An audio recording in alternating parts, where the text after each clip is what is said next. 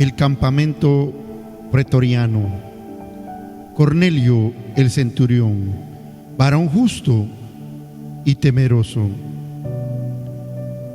Marcelo había nacido en Gades y se había criado bajo la férrea disciplina del ejército romano. Había estado en destacamentos en África, en Siria y en Bretaña. Y en todas partes se había distinguido, no solamente por su valor en el campo de batalla, sino también por su sagaz habilidad administrativa. Razones estas por las cuales se había hecho merecedor de honores y ascensos. A su llegada a Roma, donde había venido portando importantes mensajes, había agradado al emperador de tal manera que le había destinado a un puesto honorable entre los pretorianos. Lúculo, por el contrario, jamás había salido de las fronteras de Italia, apenas quizá de la ciudad. Pertenecía a una de las más antiguas y nobles familias romanas y era naturalmente heredero de abundantes riquezas, con la correspondiente influencia que la acompaña.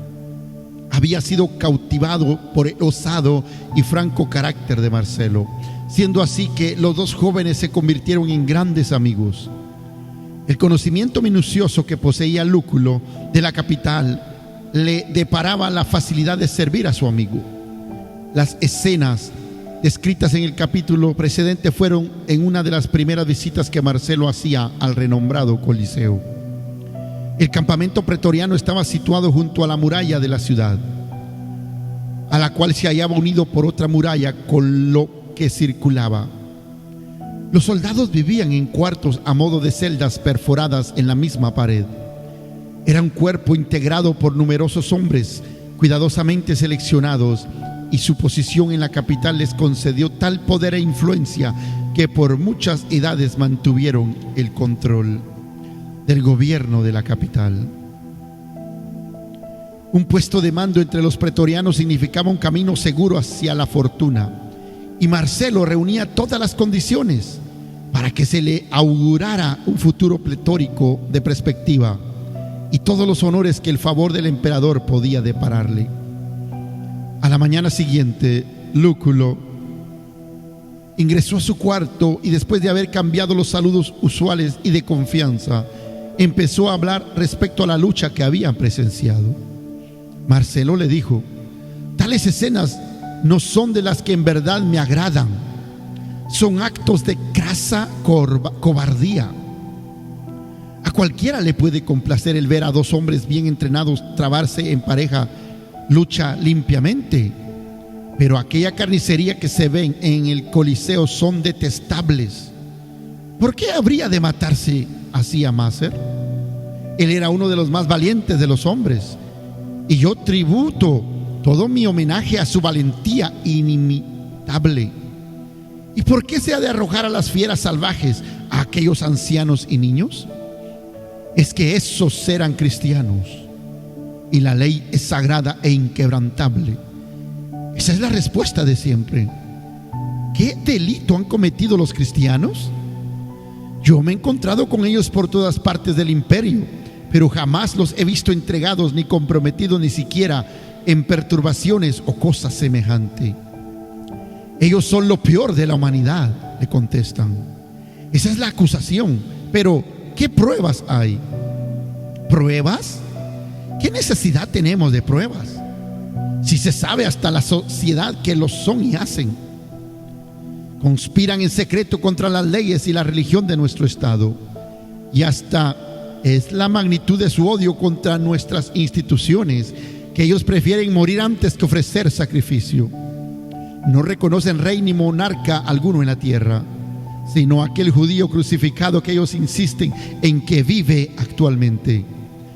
Y tanta es su malevolencia hacia nosotros que llegan a afirmar que hemos de ser torturados toda nuestra vida futura en los infiernos.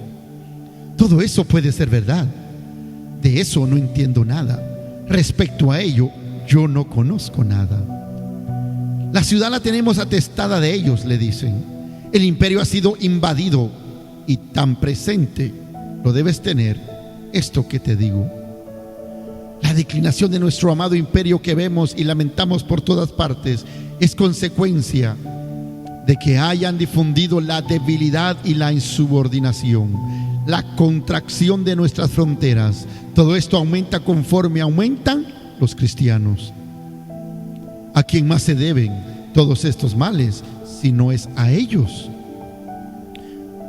¿Cómo así han llegado a ellos a originar todo esto?, pregunta Marcelo. Por medio de sus enseñanzas y sus prácticas detestables. Ellos enseñan que el pelear es malo, que los soldados son más viles de los hombres, que nuestra gloriosa religión bajo la cual hemos prosperado es una maldición, y que nuestros dioses inmortales no son sino demonios malditos. Según sus doctrinas, ellos tienen como objetivo derribar nuestra moralidad. En sus prácticas privadas ellos realizan los más tenebrosos e inmundos de los crímenes. Ellos siempre mantienen entre sí el más impenetrable secreto, pero a veces hemos llegado a escuchar sus perniciosos discursos y sus impúdicos cantos. La verdad que de ser todo eso así, es algo sumamente grave y merecen el más severo castigo. Pero, de acuerdo a tu propia declaración, ellos mantienen el secreto entre ellos y por consiguiente se sabe muy poco de ellos. Dime, ¿aquellos hombres que sufrieron el martirio ayer tenían apariencia de todo esto? ¿Aquel anciano tenía algo que demostrara que había pasado su vida entre escena de vicio?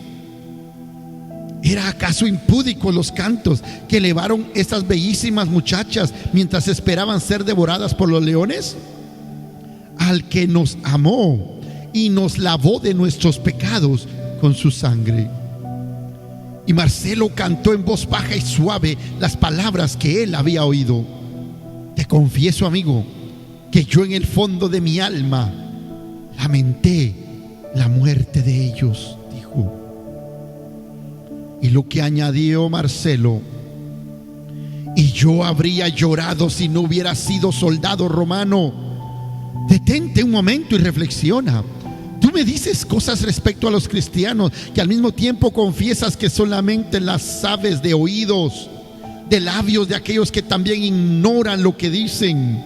¿Te atreves a afirmar que son infames y viles? ¿El desecho de la tierra? Yo personalmente los contemplo cuando afrontan la muerte, y es la que prueba las cualidades más elevadas del alma. Le hacen frente con toda nobleza al extremo de morir alegremente. Roma en toda su historia no puede exhibir un solo ejemplo de escena de mayor devoción que la que presenciamos ayer. Tú dices que ellos detestan a los soldados, pero son sobremanera valientes. Me dices que son traidores. Sin embargo, ellos no resisten a la ley. Hacen declaraciones de ellos, de que ellos son impuros. Empero si se puede decir que existe pureza en toda la tierra, corresponde a las bellísimas doncellas que murieron ayer. Te entusiasmas excesivamente por aquellos parias, le dicen a Marcelo. No es mero entusiasmo lúculo. Yo deseo saber la verdad. Toda mi vida he oído estas referencias, pero ante lo que vi ayer juntamente contigo, por primera vez he llegado a sospechar de su veracidad. Y ahora te pregunto a ti con todo mi afán, y descubro que tu conocimiento no se funda en nada. Y hoy yo bien recuerdo que estos cristianos por todo el mundo son pequeñas,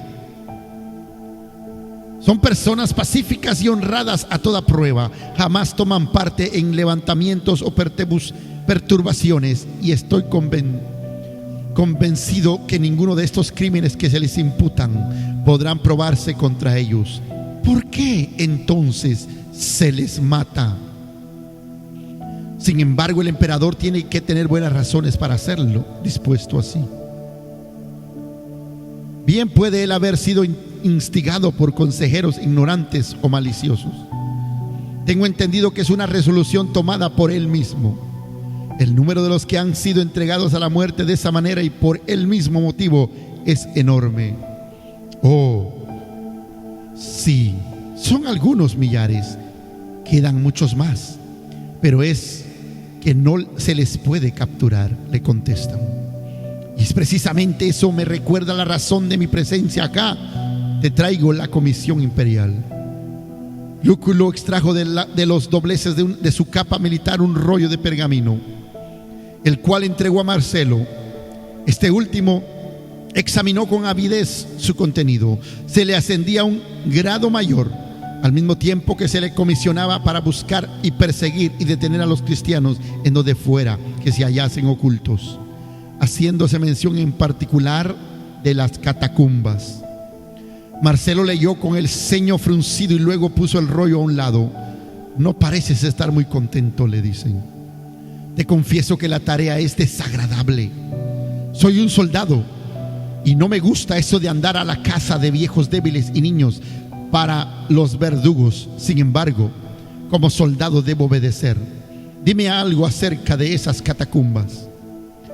Las catacumbas es un distrito subterráneo que hay debajo de la ciudad y cuyos límites nadie conoce.